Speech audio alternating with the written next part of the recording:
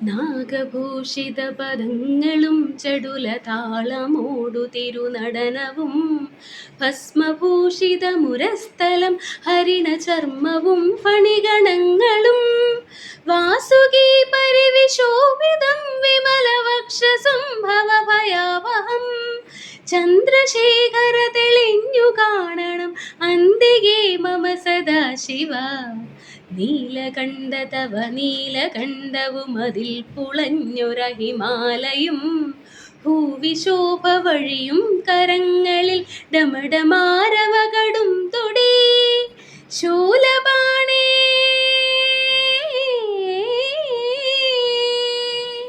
ശൂലപാണി മഹാത്രിശൂലമതു മൃഗവുമേന്തി ഗതിയേകുവാൻ ചന്ദ്രശേഖര തെളിഞ്ഞു കാണണം അന്തികേ മമ സദാശിവ.